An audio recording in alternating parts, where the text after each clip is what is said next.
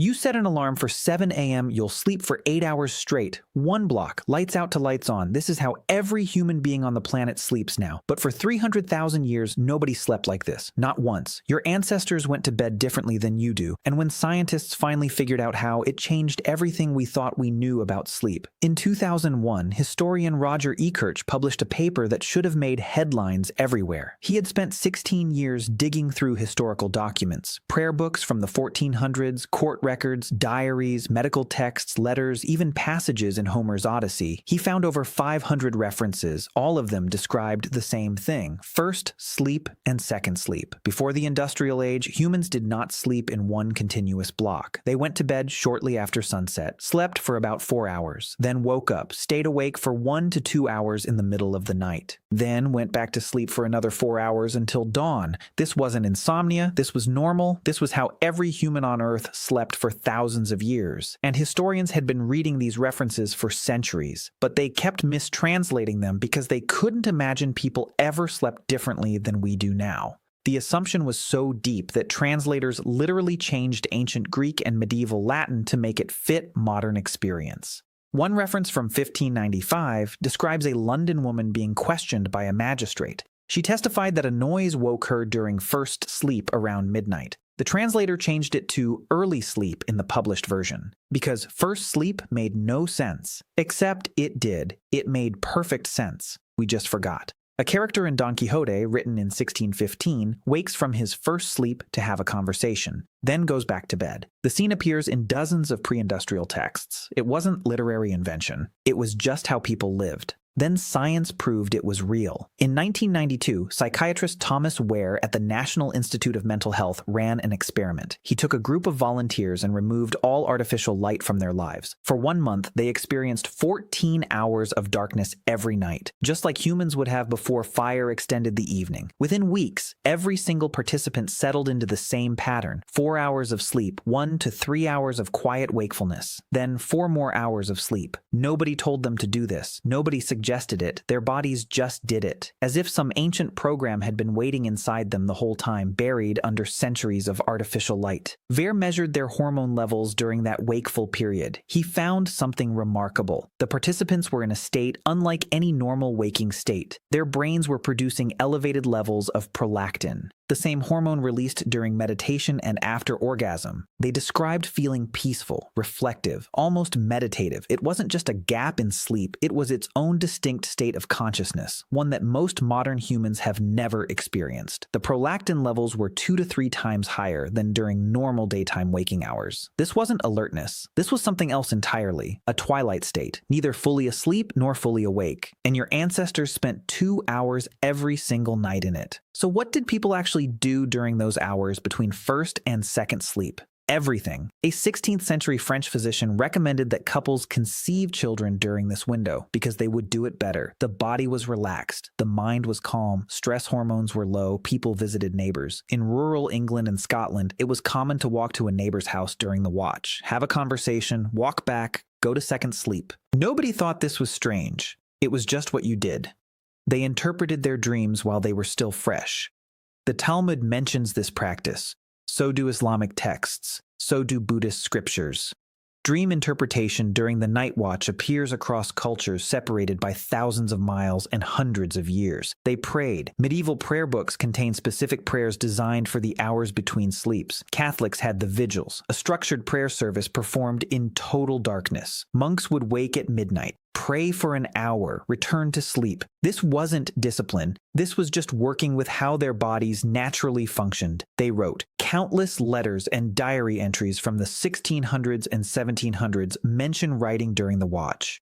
By candlelight, in silence, while the rest of the household slept. They simply lay in bed in the dark and thought. A doctor's manual from the 1500s advised patients that the best time to study and reflect was during the watch. The quiet hours between first and second sleep, when the mind was calm and the world was still. This wasn't dead time. This was when humans processed their lives, when they thought about who they were and what they wanted. Before alarm clocks, before work schedules, before anyone told them when to be awake and when to shut down. Your ancestors had a built-in pause button, 2 hours every night to just exist in the dark and think. And then we deleted it. What killed it? Light. In the 1600s, cities began installing street lamps. Paris under Louis XIV, London. Night, which had been dark and dangerous for all of human history, slowly became navigable. Then came cheaper candles. Before the 1700s, candles were expensive. Most families used them sparingly. Tallow candles cost roughly what an hour of labor would buy. You didn't waste them staying up late. When the sun set, you went to bed. Not because you were tired, because you had no choice. But as candle production improved, prices dropped. By the late 1700s, staying up an extra hour or two became affordable. People started going to bed later. The gap between sunset and bedtime stretched. Then came gas lamps in the 1800s.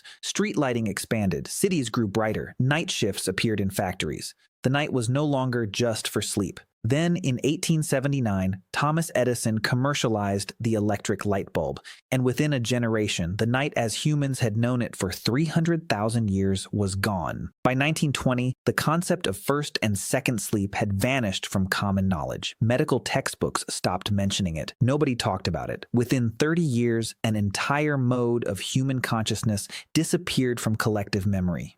Modern humans are exposed to artificial light an average of 7 to 8 hours after sunset. This light, especially blue light from screens, suppresses your body's production of melatonin, the hormone that regulates sleep. Your body doesn't know the difference between a light bulb and the sun. When light hits your retina at 11 p.m., your brain interprets it as daytime. It delays melatonin release. It fragments your sleep. It disrupts the circadian rhythm that evolved over millions of years. The pineal gland in your brain is extremely sensitive to light, even small amounts. A 2011 study found that reading on a backlit device for 2 hours before bed delayed melatonin release by 90 minutes. 90 minutes. From 2 hours of screen time. Your body is trying to run a 300,000-year-old program, but we keep overwriting it every single night. Researchers found that people who go camping for just 1 week with no artificial light have their melatonin cycles reset by nearly 2 hours. Their bodies start producing melatonin at sunset instead of hours after it. That's all it takes. 1 week for 300,000 years of programming to reassert itself. But here's what's even more revealing. When those campers returned to normal life with artificial light, their sleep patterns immediately fragmented again. Within days. The natural rhythm is still there. We're just actively preventing it from expressing itself. We didn't just change when we sleep. We eliminated an entire phase of human consciousness. That quiet, reflective state between first and second sleep. The state that Wehr's subjects described as peaceful and meditative. It doesn't exist anymore for most people. Instead, we have insomnia. And we treat it like a disorder. 30% of adults report symptoms of insomnia. Doctors prescribe sleeping pills, cognitive behavioral therapy, sleep hygiene protocols. But what if it's not a disorder at all? What if waking up at 2 a.m. and lying there in the dark isn't your body malfunctioning? What if it's your body remembering what it was built to do? Sleep researchers call it middle-of-the-night insomnia. They treat it as a problem to be solved. But some researchers now wonder if we've been looking at it backwards. Maybe the problem isn't that people wake up at 2 a.m. Maybe the problem is that they panic when they do. In cultures that still maintain some connection to traditional sleep patterns, waking at night isn't distressing. It's expected. In rural parts of Nigeria, anthropologists documented people waking naturally around midnight, lying awake for an hour, then returning to sleep. Nobody considered it abnormal. It was just sleep. For 300,000 years, your ancestors went to bed when the sun went down, slept 4 hours, woke in total darkness, lay there alone with their thoughts for an hour or two, then slept again until dawn. They had no screens, no notifications, no alarm clocks, just darkness and time to think about their lives. During that wakeful period, they weren't anxious. They weren't checking the time. They weren't calculating how many hours of sleep they'd lose. They were in a unique neurological state that no longer exists in modern life. A state of rest without sleep, consciousness without alertness. And here's what nobody talks about. They probably thought more clearly during those 2 hours than most of us do during our entire waking day, because their minds weren't fragmented. They weren't switching between tasks. They weren't being interrupted. They were just alone with their thoughts in total darkness and silence. No wonder humans made art, told stories, developed philosophy and religion. They had 2 hours every single night with nothing to do but think. We traded all of that for 8 hours straight and a wake-up call we don't want. And most of us never even knew what we lost. Tonight when you wake up at 2 a.m., maybe don't reach for your phone, maybe don't turn on the light, maybe don't start calculating how tired you'll be tomorrow, maybe just lie there in the dark. And remember that for 300,000 years, this is exactly what your body was designed to do.